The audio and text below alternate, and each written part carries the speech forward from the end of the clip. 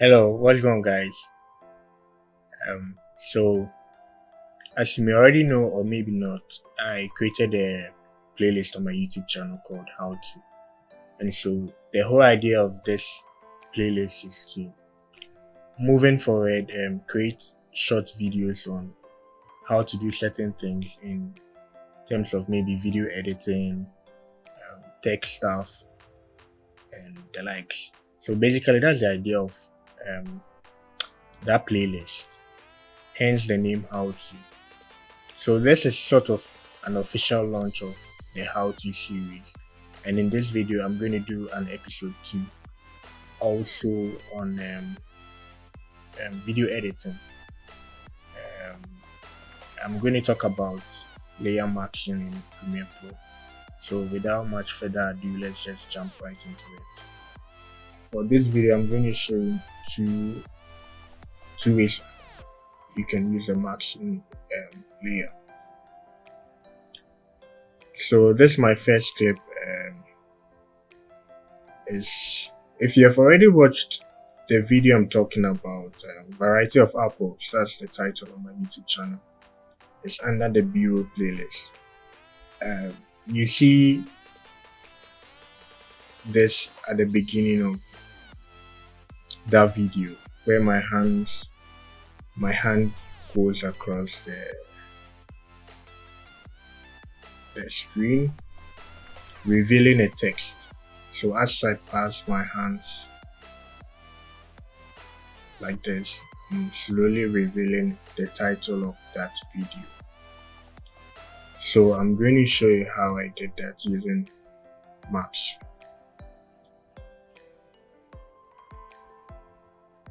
And also, after I snap my finger over here, right? After I snap, I reveal the phone. But then when I reveal the phone, you also see my hands in the same frame. And you can tell how quite impossible that is unless you're a magician. But yes, with the power of video editing, you can do stuff like that. So I'm also going to show you how to do that with the second clip. But basically, we'll tie the first and second clip together. So let's just work with the first clip. Let's just go ahead and add our text. So click on this and click on anywhere on the screen to add the text.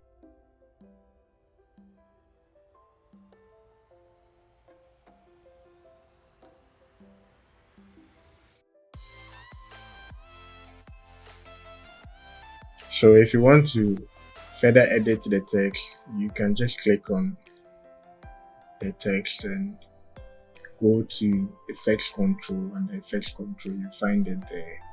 You can increase the size. I want to make it quite big so you can see how the effect is done. So what I'm going to do is I'm going to align the text layer with the first clip to make sure that they are on the same line. And yeah.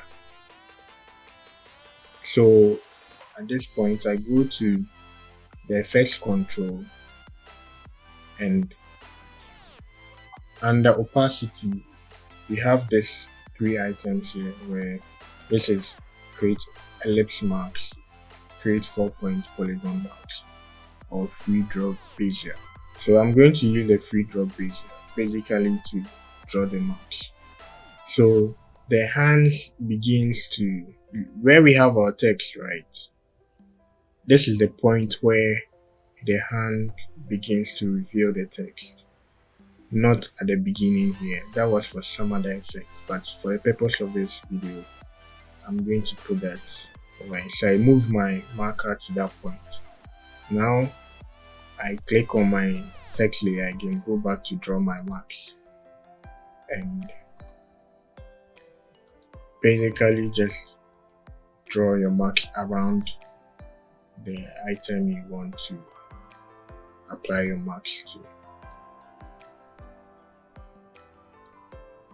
So I have this, then I scroll down on my effects control and click on inverted. So this is going to hide the text. So if I click out, you can see that we don't have the text anymore, even though it's still on the frame. So now I go back to effects control, click on my mask. Now what I do is that usually I tend to move this thing, I don't even really know the name, but let's call it seek bar. So I tend to move this a couple of frames forward, like 2 frames forward. But before doing that, make sure you click on this clock icon or this watch icon there to toggle a key stroke. So then I move 2 frames ahead.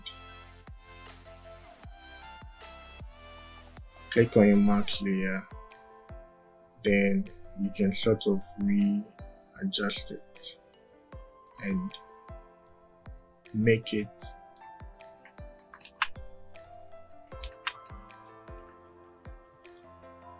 sort of be in line with the object that you are using to cover the text. So in this case, it's my hand. I might as well just zoom in to see I'm doing the right thing. Also, you have to apply some max feather, and for this case, I'm using 10 points for my max feather. Depending on what you are doing, you can decide to increase it, but for this, I find 10 to be the best for this situation. So then I move another 2 frames forward, then readjust my mouse. So now what I'm going to do from now on is just to push this backwards a bit, and also make sure it's in line with the hand or the object you are using. And you realize that it creates another keyframe at that point. So let's continue to the end. I'll go ahead and speed up this process so that we can save some time.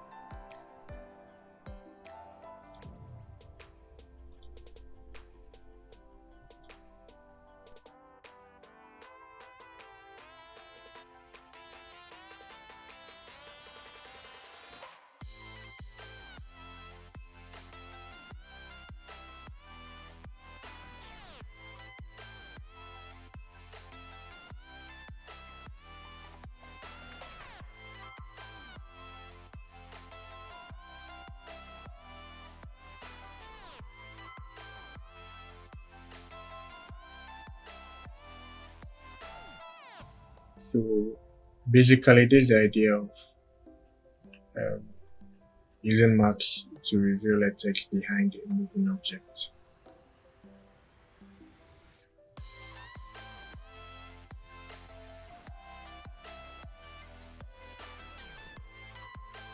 So you can see I'm not done with it, and it's really a lot of work, so you need to take your time to finish it, but I'm not going to finish it. I'm just going to end it here.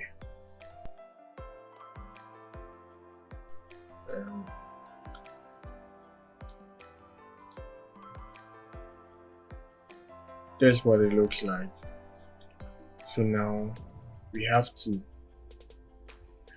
try and get the phone to appear at the point where we snap the fingers, right? At the point where I snap my fingers, I want to reveal the phone, which is this. Now for this to work, we need to have a background layer. So you can just create that. You go to your project and right click, new item, color matte. So I'm just creating a background with the same sort of color or shade of color and of the video frame, right, which is sort of white or grayish white, something like that. Now that we have our color matte, we drag that on the timeline, but then we use that as the first video track. We put that on the first video track.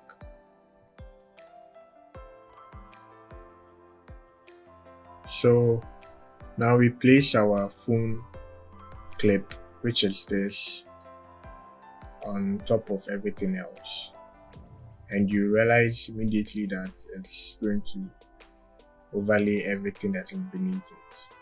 And this way we fix it with the max layer. So I'm just going to go ahead and shrink everything to fit the same size as the video track 2.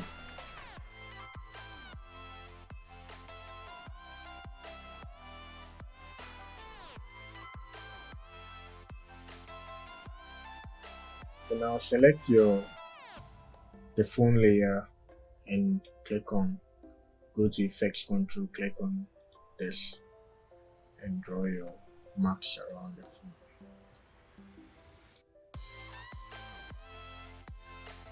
So you see immediately the hands appear. Let's see if everything works as it's supposed to.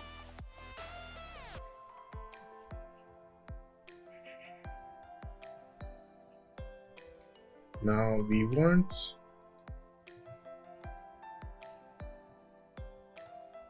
this is what we want, so we will also extend, or rather shrink the phone clip all the way to the point where we snap the fingers.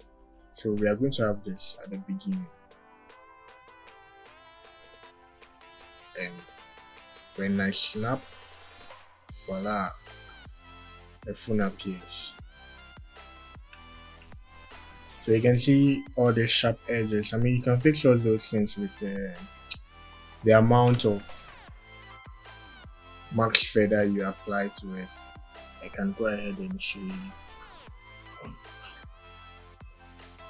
what I'm talking about. Now it has this smooth, and you can't really tell that it was taken from a different frame. But basically, this is the idea, or this is how to use max in Adobe Premiere Pro. There are so many use cases and so many ways you can use the max in your videos. And like I said earlier at the beginning of this video, to demonstrate this, I put out a video last week, sort of like a fan clip titled Variety of Apples. What am I saying? Variety of apples. And yeah, this is showing how I was able to achieve that. So yeah, I hope this was helpful. Let me know what you think about this how-to series, and if you have anything in mind you'd like me to do a how-to on, like I said, I'm going to be doing more episodes on this series, so you can link it or put your comments in the comment section down below, your suggestions on what to do next, or any ideas or something you want to learn. Maybe I might help you on that, so just let me know what you think. And also, yeah, thank you for watching, thank you for interacting with me, thank you for liking the video, subscribing. If you're new here, I would encourage you to subscribe and like my videos if you enjoy what you see over here. That being said, I'm MJ, and I'll catch you in the next one. I'm out.